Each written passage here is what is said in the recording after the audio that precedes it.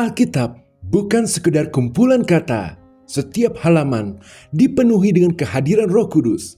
Saat Anda membacanya, Anda tidak hanya sedang memahami firman, tetapi juga sedang mengalami perjumpaan dengannya. Shalom semuanya. Namanya saja membaca, padahal sebenarnya ada kata yang lebih tepat untuk menggambarkan aktivitas kita saat berinteraksi dengan Alkitab, yakni menelpon. Ya, benar. Kita sebenarnya tidak sekedar membaca Alkitab. Kita sedang menelpon Alkitab. Mengapa? Karena membaca Alkitab bukanlah aktivitas satu arah, seperti membaca koran atau novel. Ini adalah percakapan dua arah, sama seperti ketika kita menelpon seseorang. Saat kita menelpon, kita tidak melakukannya sendirian. Selalu ada pihak lain di ujung sana yang mendengarkan dan merespon. Begitu juga dengan Alkitab. Ketika kita membacanya, kita sebenarnya sedang berkomunikasi dengan Roh Kudus, sang penulis sejati dari Alkitab. Sayangnya, banyak orang menganggap pembacaan Alkitab sebagai aktivitas pasif, sekedar memahami teks tanpa menyadari bahwa mereka sedang terlibat dalam dialog ilahi. Padahal, setiap kali kita membuka Alkitab, Roh Kudus hadir dan merespon apa yang kita baca.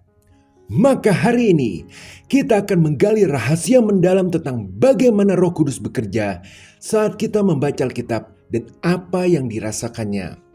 Mungkin Anda belum pernah memikirkannya, tetapi di balik layar dunia roh, sesuatu yang luar biasa sedang terjadi. Jadi berdasarkan pola kebenaran yang tersebar di seluruh Alkitab, kita akan bersama-sama menyikapkan misteri ini. Yang pertama, setiap kali Anda membaca Alkitab, Roh Kudus berkata, akhirnya. Di balik Alkitab, ada suara Tuhan yang menanti untuk berbicara kepada Anda. Ketika Anda membuka halaman-halamannya, Roh Kudus yang Yesus janjikan akan memimpin kita ke dalam seluruh kebenaran, akan menuntun Anda untuk menemukan kebenaran yang Dia persiapkan jauh sebelumnya. Seperti saat Filipus bertemu sida-sida Ethiopia dalam Kisah Para Rasul 8 ayat 29-30. Lalu kata Roh kepada Filipus, pergilah ke situ dan dekatilah kereta itu. Filipus segera ke situ dan mendengar sida-sida itu sedang membaca kitab Nabi Yesaya. Kata Filipus, mengertikah Tuan apa yang Tuan baca itu? Roh Kudus sangat bersemangat setiap kali Anda membuka Alkitab. Karena Dia tahu persis ayat mana yang akan mengubah hidup Anda pada hari itu. Bayangkan Kristus sendiri berdiri di depan hati Anda, seperti yang digambarkan dalam Wahyu 3 ayat 20. Lihat, aku berdiri di muka pintu dan mengetok. Jikalau ada orang yang mendengar suaraku dan membukakan pintu, aku akan masuk mendapatkannya. Dan aku akan makan bersama-sama dengan dia, dan ia bersama-sama dengan aku. Dalam bahasa Yunani, kata berdiri dalam ayat ini menggambarkan bahwa Yesus telah lama menunggu di sana dan masih tetap menunggu. Ini adalah gambaran lembut dari kesabaran Tuhan, seperti Roh Kudus yang ternyata setiap hari sedang menanti Anda untuk mau membuka hati dan pikiran kepada firman-Nya. Terlebih, sebelum Anda mau membaca Alkitab, Roh Kudus seringkali sudah mempersiapkan segalanya jauh sebelumnya, mungkin berhari-hari atau berminggu-minggu sebelumnya. Dia telah menyusun keadaan hidup Anda agar ketika Anda membaca, dampaknya benar-benar terasa. Kayak hidup kok akhir-akhir ini banyak masalah, penuh tekanan dan konflik. Lalu tiba-tiba kayak ada dorongan untuk membuka Alkitab. Seakan-akan kemanapun kita pergi, dorongan itu selalu ada. Saat masalahnya makin menjadi-jadi, di puncak stres itulah kita putusin untuk baca Alkitab. Ketika akhirnya kita menemukan ayat yang telah dipersiapkannya untuk kita, ada seruan surgawi. Akhirnya, ini adalah momen ilahi ketika kebenaran Tuhan tiba di waktu yang tepat dan mengubah hidup kita. Sensasi saat kita tiba-tiba melihat ayat yang sudah dikenal dengan cara yang sama sekali baru adalah bukti nyata bahwa Roh Kudus telah menuntun kita ke sana. Dan setelah kita membacanya, rasakan sendiri pertolongan Tuhan perlahan atau bisa juga tiba-tiba muncul, membuat situasi dalam hidup kita mulai membaik, entah karena konflik mereda atau kita mendapatkan solusi atas masalah yang selama ini membebani. Jadi setiap kali Anda membuka Alkitab, kekuatan suci datang. Ketahuilah, Roh Kudus sedang menunggu dengan sabar untuk menjatuhkan wahyu ke dalam hati Anda. Jangan biarkan dia menunggu terlalu lama. Tapi sekarang, apa yang terjadi saat Anda membaca ayat tentang janji Tuhan? Apa reaksi Roh Kudus? Maka masuk ke yang kedua.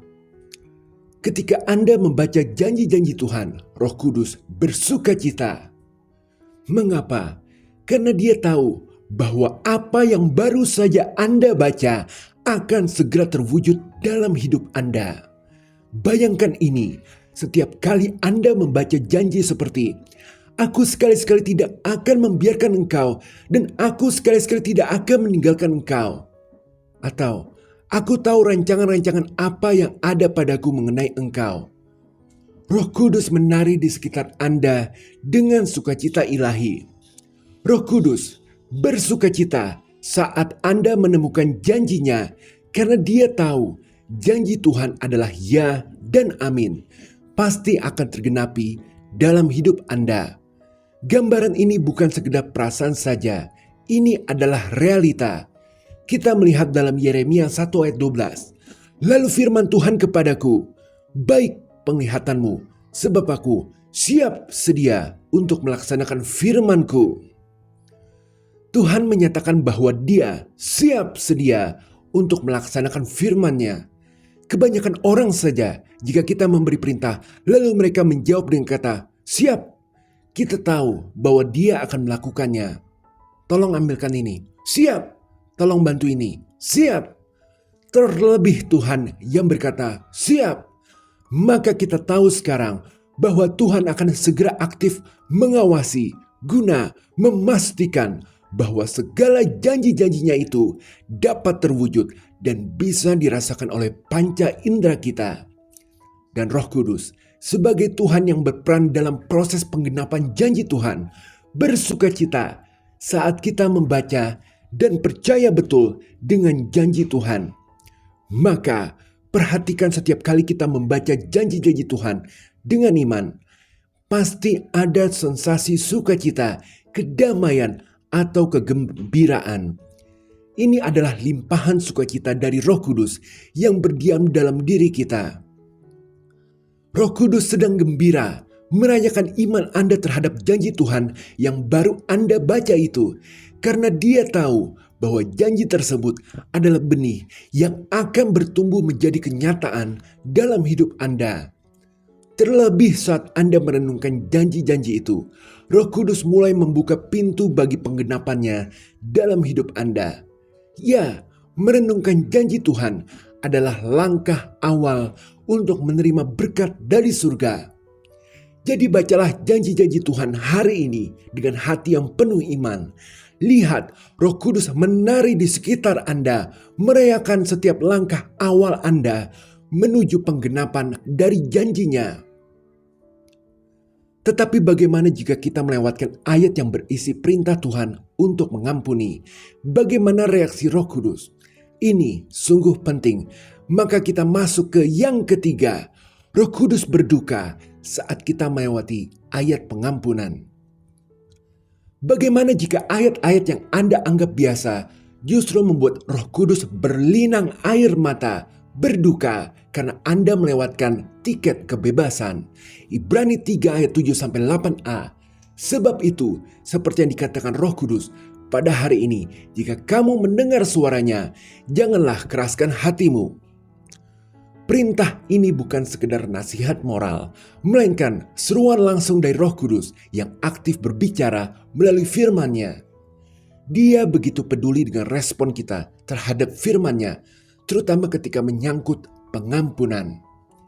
Ketika kita mengabaikan ayat-ayat tentang pengampunan, baik untuk menerima pengampunan Tuhan, mengampuni orang lain, atau bahkan mengampuni diri sendiri, Roh Kudus mengalami apa yang bisa disebut sebagai duka cita ilahi. Hati yang keras datang dari proses bertahap, di mana di ujung hati menjadi tidak peka atau tidak berperasaan. Inilah yang terjadi ketika kita terus-menerus melewati ayat-ayat yang seharusnya membawa pembebasan bagi kita. Bayangin ketika kita kesal dengan orang yang sudah melukai kita. Kita mengampuni tapi hanya di bibir.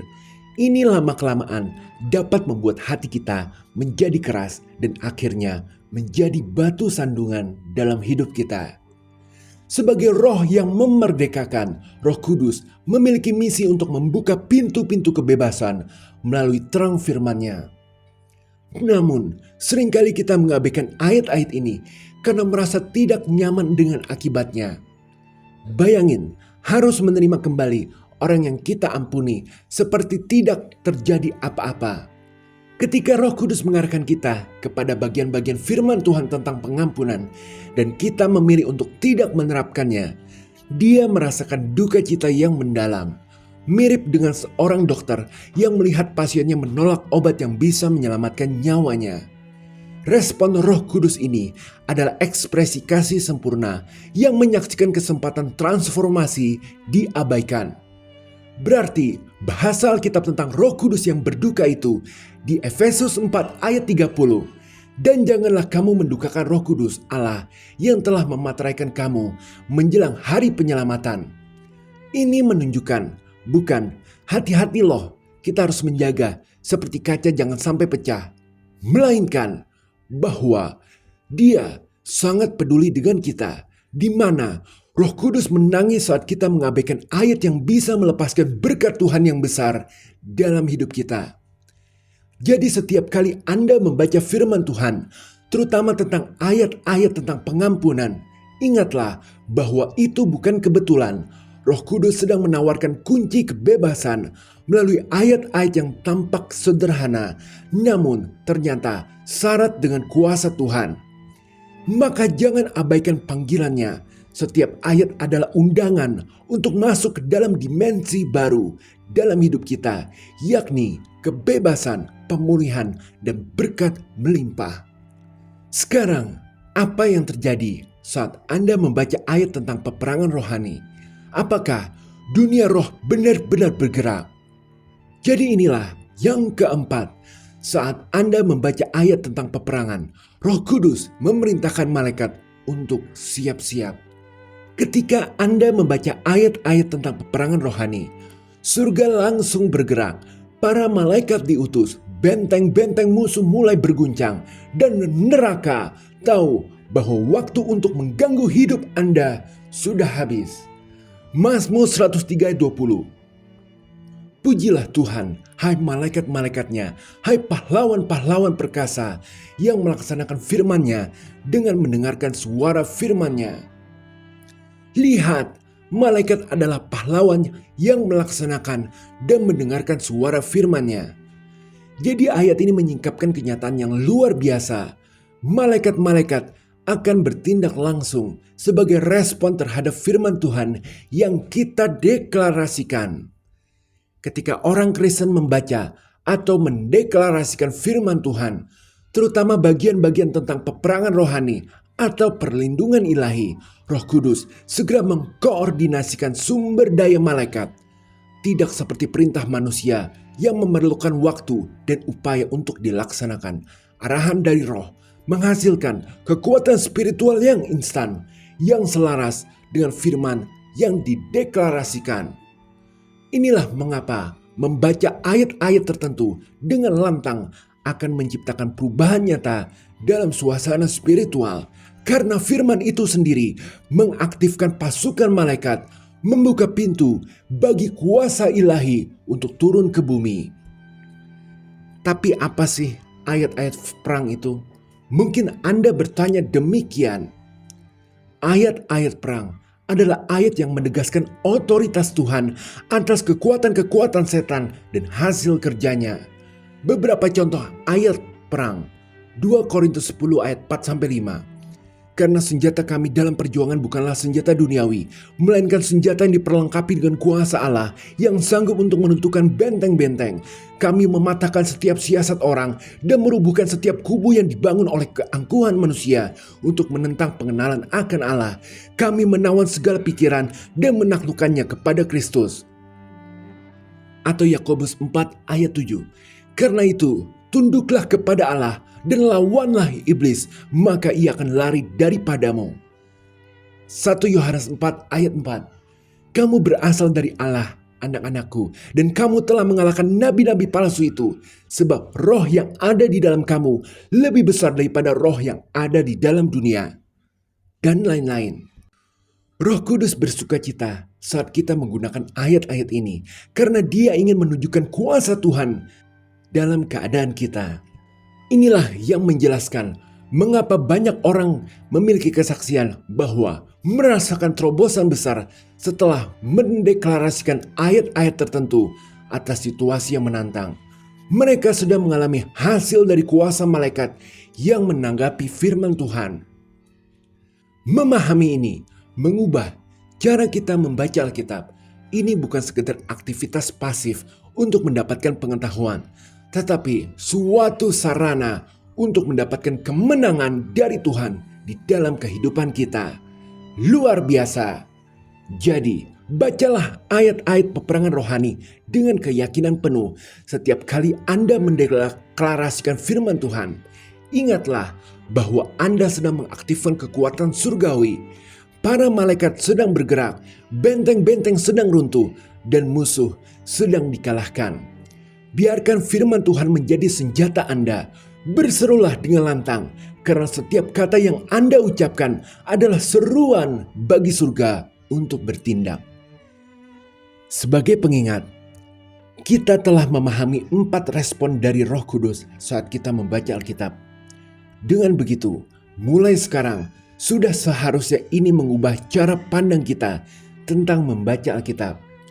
Dari sekedar tempat kita mengetahui dan menghafalkan firman saja, menjadi tempat kita melakukan komunikasi 2 arah dengan Tuhan. Roh Kudus yang menunggu, bersukacita, berduka, maupun memobilisasi malaikat mengungkapkan bahwa padahal mah pas baca Alkitab seperti sunyi, tidak terjadi apa-apa. Ternyata ayat-ayat Alkitab itu mempunyai dampak seperti itu. Oh, jadi inilah mengapa banyak orang mengatakan bahwa Alkitab adalah firman Tuhan yang hidup.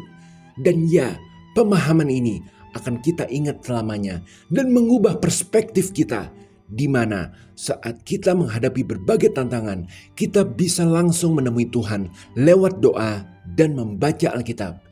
Alkitab bukan lagi tempat kering, melainkan tempat yang sangat-sangat hidup, yang mirip dengan KKR. Dan di atas segalanya, kita mendapatkan pengharapan bahwa hidup kita akan berubah, bukan turun tetapi naik, karena kita adalah bait suci tempat Roh Kudus bersemayam. Akhir kata, pernahkah Anda berpikir mengapa Alkitab diterjemahkan ke dalam banyak bahasa, dicetak begitu banyak sampai menjadi buku paling banyak dicetak di seluruh sejarah umat manusia? Karena ayat-ayat di Alkitab berlaku berbeda antara Anda dengan saya, memiliki pesan yang berbeda. Roh Kudus mampu mengkostumisasi setiap ayat menjadi pesan baru yang personal untuk kita masing-masing.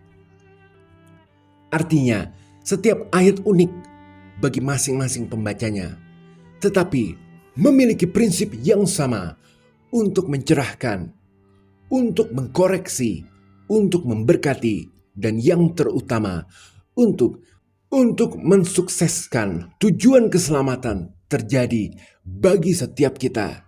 Jadi, bacalah Alkitab dan temui Roh Kudus. Haleluya, amin. Jika berkenan berikan like, share, subscribe, serta komen. Tuhan Yesus memberkati.